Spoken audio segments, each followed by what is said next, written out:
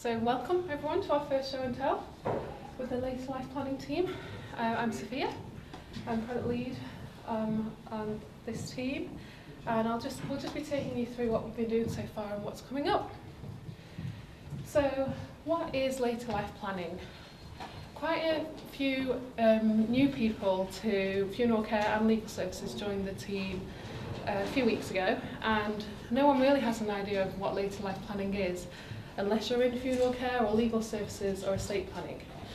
Even if you talk to people from those businesses, they'll kind of tell you different things. So some people say it's estate planning, some people talk about it like retirement planning, legal planning, planning for end of life. So it's very different things to different people. And we haven't even started understanding what it means to the customer. So we're very much understanding what later life planning is as well. But how we think about what comes under our remit is how can we help people make decisions about the future. So planning for the future is kind of what we're working towards and how we've interpreted it.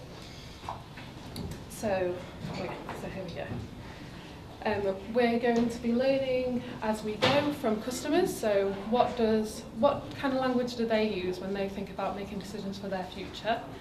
Is later life planning a thing? Do they do planning for later life together, or do they kind of do it at different points throughout their life? So we're very much going to be validating these types of assumptions as we learn, and we'll share that type of insight with you. So what we're going to talk about now is why are we here? Why have we been brought together as a team? So there's three main things really. We know that there's three businesses: legal services, funeral care and estate planning. And they all do help with life decisions for a customer. So legal services offer a wide range of services. So funeral care is more about funeral plans, obviously, and an at-need situation, and estate planning, which not everyone knows as much about. And we certainly have learnt a lot about estate planning over the last few weeks. But it's how do they come together as businesses and in terms of the customer-facing proposition to offer a service that helps someone plan their future. So we're looking for opportunities across the three businesses where it makes sense, both on a business side, so maybe they're using the same types of services but they're not sharing data, or maybe the customer in funeral care often asks about wills and we're not making that connection for them. So where are the opportunities where it makes sense for both the business and the customer to come together? And the other thing we don't do is share data. We know that with GDPR coming up, we have to look at that quite closely, but we've started to see big opportunities with where we can be sharing data across the businesses as well, and create more of a relationship, which we'll come on to. So the other thing we're looking to do is understand what kind of services do customers need and clients need. So what kind of new services could we create for our colleagues? Like, how are they limited at the moment? How can we help them offer a better service? And we're going out and talking to funeral care colleagues, estate planners. We've been to Bristol to talk to the team down there, and we really want to understand what they're working with now and how we can help offer a better service for them. And also with customers, there really isn't a later life proposition out there that people could look to. So what are people doing instead, and how can we make it easier for them? So these are a few of the quotes that we've actually, just from talking to experts around the business, these things really stand true with us. So some of the things we're going to try and do is hand hold, not hand off. That's really important. So we want to be there for the customer at the right times, and really start to understand the needs of the customer. So we should have a service in place where if someone mentions specific circumstances, the funeral director or the estate planner really knows how to offer them the services that they need. And then just doing the right things for clients and their families is obviously really important and something that we want to stay true to. So one thing we're looking at is how can we create more of a meaningful relationship? And by that we mean more of a long-term, not so much a transactional relationship. So at the moment we might interact with users throughout the lifetime, but that's it, it's a one-off, and we don't ever engage with them again, and they might not really engage with us.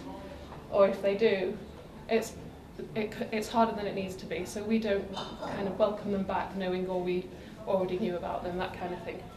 So how can we actually create a long-term relationship which is beneficial for both of us? So how can we create value for the customer so it makes sense for them to come back to us and really have that long-term built-up relationship where we've got a lot of context about the customer. They're not just a fresh call every time. We really understand the in-depth circumstances that are around their own kind of lifestyle. And so, because we don't really know what we're working on yet, we don't know what we're going to be delivering, that kind of thing, we've had a look at the outcomes, the funeral and legal care, legal service outcomes, and we've kind of interpreted them to show exactly what we will be working towards, so whatever we do end up working on will be towards these outcomes. So we know that for the business we need to see increased revenue, and that could be through increased plan sales, some sort of cross-selling, and kind of looking at other services that we could offer throughout later life planning. We want to make sure that we can lower costs to serve through operational efficiencies such as we know there's a lot of work going on in the contact centre, like how can we reduce the number of calls they're getting through a piece of work we might do. These are things that we're kind of thinking of, and reducing time to deliver. So that's in terms of colleague-facing service. At the moment there's lots of dependencies, so the funeral care colleagues have to send in their paperwork by post instead of doing it digitally. Things like that. We're going to look to kind of reduce time there as well. So for colleagues, we want them to be building these relationships with customers. We don't want them to be spending time on admin. So that's something that we'll look to do. So more face-to-face with time with clients really, and less having to do all the admin that comes with their roles. At the moment there's not much sharing of what happens in each of the units across the businesses. So how can we encourage and promote the sharing of knowledge, what happens in a funeral home, to people that seem to not really have an understanding of it in legal, and vice versa as well. And we feel like then they'll be more confident promoting a wider range of services if they actually understand what's going to happen next, who are they actually referring this customer to, and that kind of thing. And then access to customer information is really important. So at the moment that can be a blocker and it can look unprofessional, and colleagues can't always bring up details when they need them. So that's something that we know that we'd like to work towards. And then for the customer, so actually just raising awareness about what products you should have in each stage of your lifetime. It might, it's more about just offering advice as well. It doesn't have to be all about selling. So making people more aware of what types of things you need and what happens if you don't have those things in place. And also what happens once you have bought a product. So from just some of the research we've been doing so far, we know that you don't always understand what's happening next, you don't know where you're up to, you don't know if you need to supply things, and there's just not that visibility of that end-to-end process with what happens once you've bought a product with any of our funeral or legal services. So, who are we? Okay. Hi, I'm Victoria. I'm the delivery manager for this team. And before we go into a bit more detail about what it is that we've been doing over the last 3 weeks that we've come together as a team, I just thought it was a good opportunity to introduce us. So this is us. We are a multidisciplinary team from Co-op Digital. At the moment we are 9 people. Quick hands up, who's in the team? Okay, so types of people that we've got in the team range from developers, designers, researcher, business analyst, and we're in week 3 of a 6-week discovery, and during that time we'll be focusing on who our users are, what their needs are, trying to get to grips with where the problems and where the opportunities are. Most of the team is now here. We've got 2 more people to join us, so we're going to be having another service designer and also a content designer. We're just figuring out, they're with the other teams at the moment, so we're just figuring out the best time for them to come and join this team. And we're also looking forward to working really closely with James Barron's team, so CLS and funeral care IT teams, as well as the Guardian team based downstairs on the 12th floor. I think that's it. Yeah? Okay.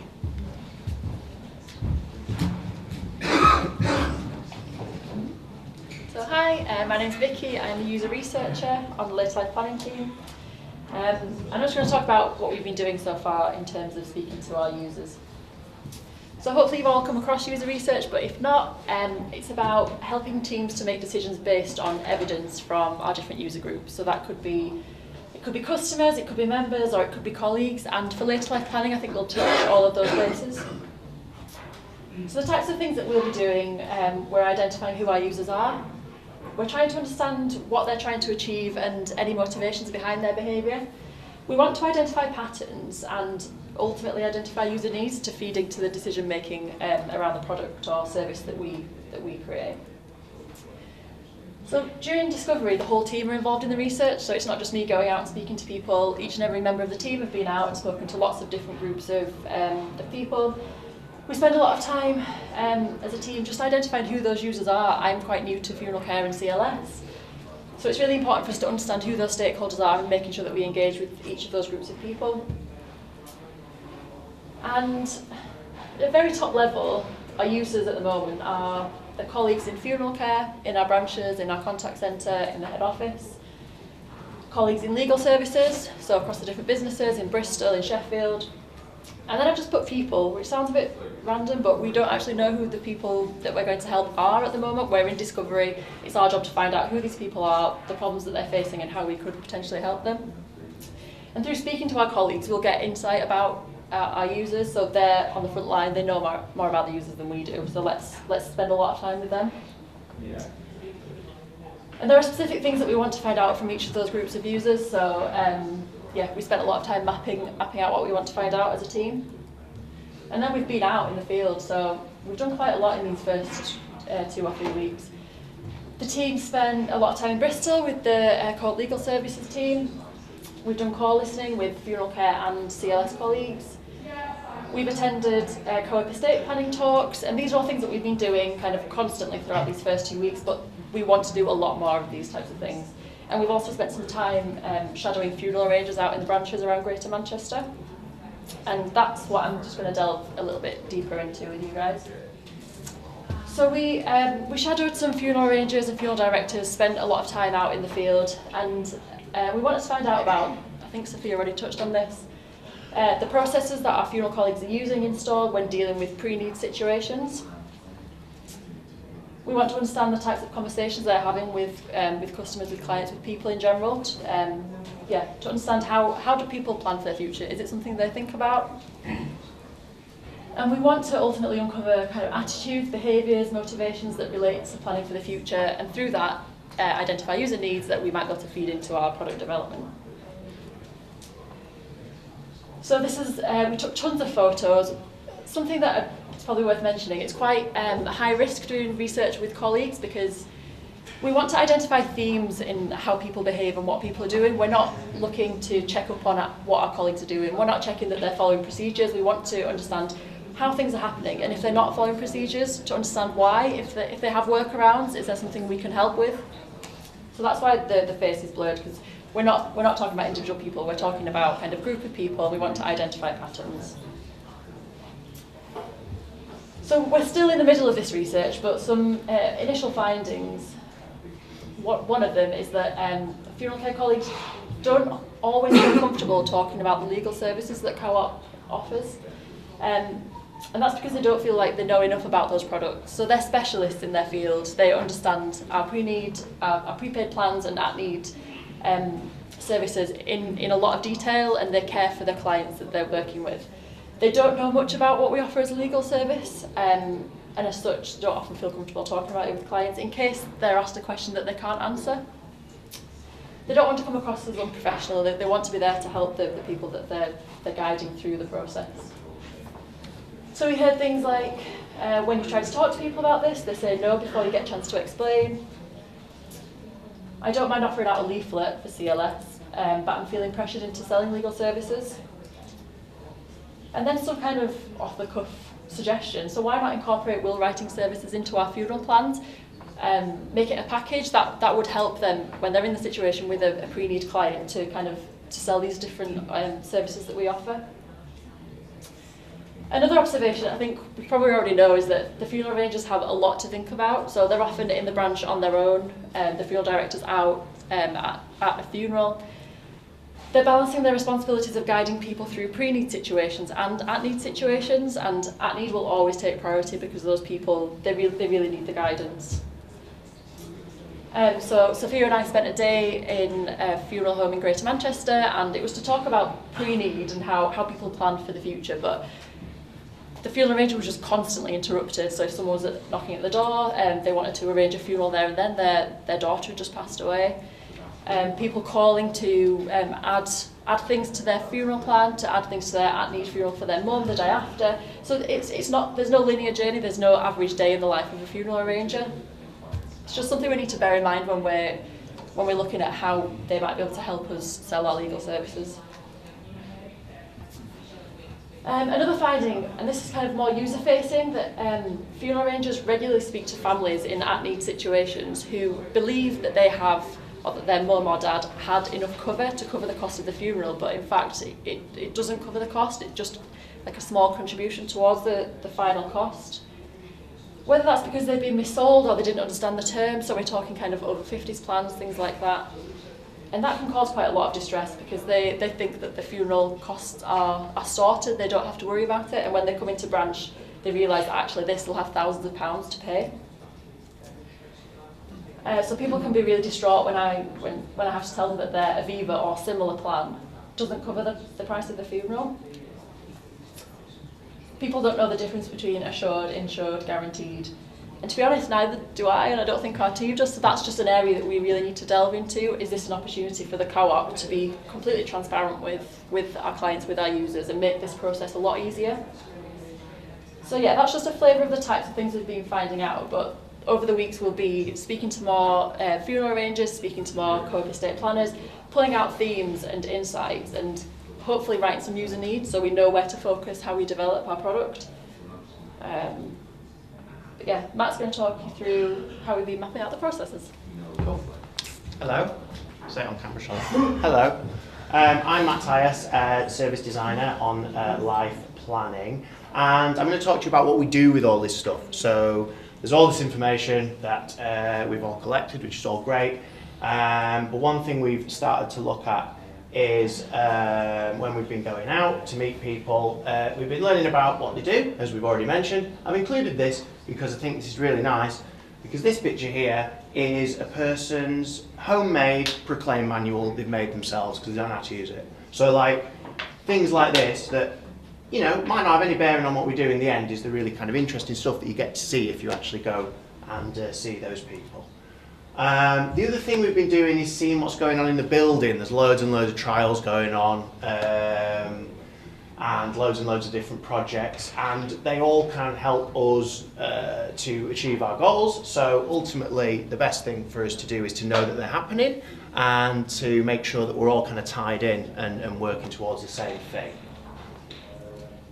But we've also documented a hell of a lot of stuff, as you can see if you look over there, if you look behind me, of things that already go on in the call centre, or when people are buying prepaid funeral plans, or the process of purchasing estate planning products. And the point of doing this is so we can get a really good understanding of how those journeys work currently. We do loads and loads of good stuff in later life planning at the moment. But we want to identify ways we can create improvements, and these are a really good way to visually see where there's a bottleneck or something's just not working for people, and we get these by talking to those people. So that's how we get those things together. And it's also a good way to see that we've got these separate journeys in isolation, but we could potentially find ways to join them up and find out where we might want to test little hypotheses of where these things could fit together for people and where they just won't. So we've mapped funeral plan purchase service, the call centre processes, not everything they do, but the main kind of big themes of what they get on with, how the probate service works from leads coming in and the advisory team then calling out, to the actual process of fulfilling probate within that team, which is really, really interesting. And I don't suggest anyone does try to do their own probate by using my map, but you could try, maybe, I don't know. Sorry, not really. We've learnt loads of stuff. So I'm going to do super top level things here, so I'm not here for ages. Funeral plan input is a massive manual process, both in the homes and in the call centre. That's a stack of funeral plans that the call centre will work through. Called the call centre, but they're doing like tapping in admin. So, you know, you can see maybe that's not ideal. Plan redemptions, rainbow admin, plan queries, all takes up tons of time for the call centre. Plan redemptions, 60% of calls. Rainbow support, about 30%. Queries, about 10%. A lot of that stuff potentially could be solved with a digital thing in the future. Estate planners, they go out with tons and tons of paper. We've heard stories of filing cabinets in cars and stuff like that. They have their own workarounds with the technology they've got, with when they're doing interviews with people. They don't have a brilliant to-hand customer overview before they go into a meeting. So, you know, there's things obviously we can do there as well. And we've kind of started to identify that there might be a first little thing that we try out is to do with how the join between the funeral care at-need service that Vicky just talked about and the probate service that I just talked about, how those leads get in and the quality of the leads and the timing and stuff like that. So, with that in mind, I shall hand over to what we are doing first, which is Eliza. Thank you. Hello, I'm Eliza, I'm a business analyst with the team. Got my notes on a separate thing here, so bear with me 1 second.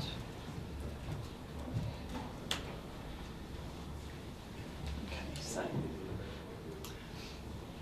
so to start off, we had a little chat with some funeral directors. We wanted to understand this thing about them feeling a little bit uncomfortable with the conversation that they're having with their clients about our legal services. So this is quite a typical quote here. Again, we've just delved into this, we've started, we haven't talked to lots and lots of them, we'd like to know more. But it's just coming back to something that someone highlighted earlier, which is that people sometimes feel that they actually don't know what the service really is. And perhaps that's preventing them from actually inviting questions from, excuse me, from the clients.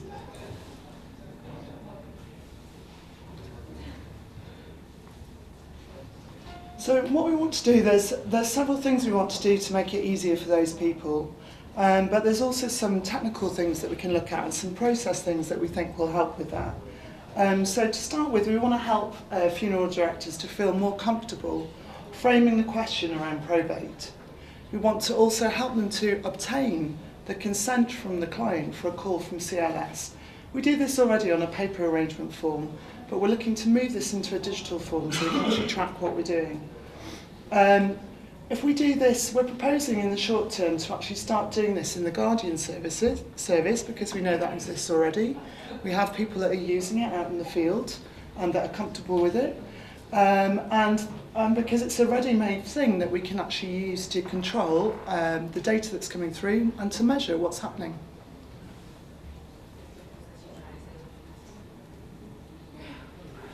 So I just want to tell you a little bit about the short test that we're proposing to do. So we saw an opportunity with the probate legal service and the processes that happen there, first of all. So what we actually are going to do in our short trial, before perhaps we move on to some other stuff, is we want to shorten the lead time between the data being captured when the arranger or the funeral director is talking to the client, and that client's detail being loaded into something that's called the dialer, which some of you will know, also called via the telephony system that we have. So why are we doing this now?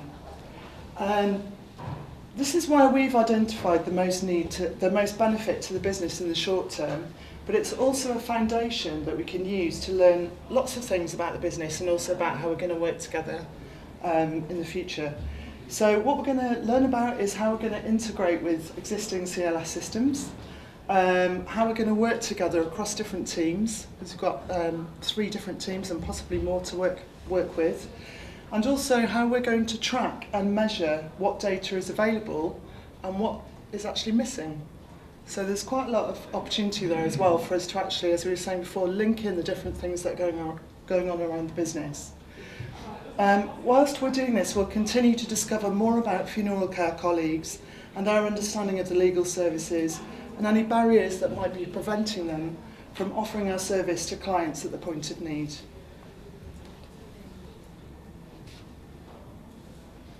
So this is, in a nutshell, our hypothesis that we're looking to prove. By shortening, excuse me, by shortening the time between the lead being captured and the client's details being loaded into the dialer, there will be an increase in probate appointments booked. So obviously that will be positive. It will lead to increased revenue, hopefully. So this is what we're looking to do in the short term. Just to tell you a little bit more about the area that we're using for this test, is there's 4 regions that currently have the Guardian Live service, so we're going to use that as our test area. We had a little think about the numbers that represents for the test and how useful that would be, and so far, when we're trying to link data across different departments and different services, we've established that we think this is going to represent about 13.7% of funerals that go through the co-op. So hopefully that'll be a reasonable chunk that we can work with. Excuse me. So by also trialling this new workflow where the colleagues in funeral care will actually obtain the consent from clients through Guardian instead of through the paper form, we're also removing the need for that lead to come from Rainbow, which is what happens at the moment. Currently, we think generally the timing around that is that those leads will come from Rainbow at the point when someone submits an invoice.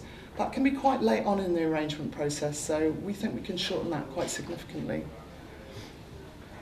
So yeah, that's pretty much it in terms of what we're going to be doing in the short term. We do have an opportunity canvas which has a lot more detail about this. If anyone wants to find out a bit more, find out about our assumptions, the benefits case and the opportunity cost, let us know.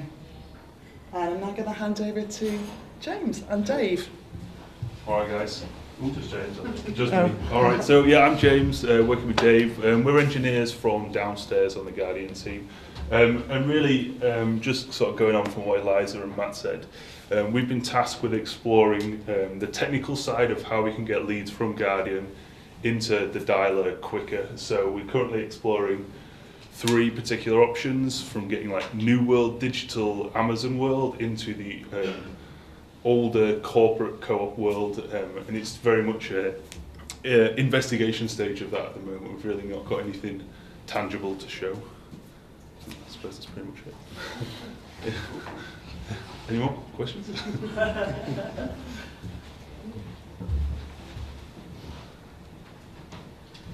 Okay, so whilst we are planning this probate test, we're still continuing with our discovery. So we're still going out and meeting funeral directors, funeral arrangers. We're actually going out to estate planning community talks, so the community events that happen out nationwide. We're attending some of those, and hopefully going to see some appointments as well, where we'll be able to sit in with actual clients and understand what their needs are as well. And tomorrow, a few of us are going down to the estate planning training, which is happening in Peterborough. So that's the new funeral care roles, which we don't know much about because they're very brand new, and I don't think estate planning leads know much about them either. So it'll be good to learn about the roles together. And so that is kind of it. We've set up a website so you can keep up to date on everything that's going on. And then there's our Slack channel, which you're welcome to join as well, which is on here, but we can share it with you. And we're up here on the 13th floor, so if anyone fancies coming and sitting with us for a day, you're welcome to. And that's it. Any questions? would be good to know a bit more, not today, but come and sit with you guys just to understand how we're going to manage the people change. Yep. Because obviously 2 of those regions are new. I mean, that hot housing in the last 2 weeks. So it now might be a good opportunity to do it all at the same time. But at the same time, we're laying lots of other changes on these guys. So we just need to be conscious of that as we go. We're really conscious of that, and we're trying to limit the change as much as possible. Yeah. So the workflow shouldn't change too much at all. Okay, cool. Hi, I'm Steve. I'm working supply chain at Food. Appreciate that. So there's not much of a link there. I'm James and Colin. We're on Shining Stars cohort for 2017 at the minute, which is why we're here. I'm just interested to understand. Obviously, there's some stuff which is happening now, which is in scope of the system architecture and the data that we've got, which is brilliant. In the future, what are your thoughts around what other types of data we might need to handle, and how we reassure customers that we've got a secure solution for that, given that there's a huge concern around cyber security and the fact that we're already looking after some very sensitive data as a business, and that there could ultimately be more as we develop our life planning approach. Mm-hmm. I mean, that's something we'll learn as we go, really. So we want to talk to real customers. We've got some user research in with those customers, and I'm sure those concerns will come out there. We'll be sharing data. Everything we do going forward now will be in a GDPR compliant way, so we'll be managing that risk, and we'll be getting consent from the customers that if we are sharing data, it's not just going to go within kind of funeral care, it might be shared with others. So we have to gain consent for each of the businesses that we are going to potentially share data with. But we'll learn about how we should do that. Yeah, well, as well. yeah. So I don't think we know that up front. Right. Okay. But we'll learn about that. Yeah. And even though like the language that we use and things like that, we'll take the lead from customers and how they frame It questions. just strikes me as a really, it's almost the elephant in the room, isn't it, when it comes to moving things on significantly digitally around how we reassure customers that we've got it. Yeah, I think it's as much a test of how we use data and how we are clear about what we're doing with the data with customers and making sure we obtain the right consent. It's as much of a test about that as it is about the technology that we're using as well. Yeah.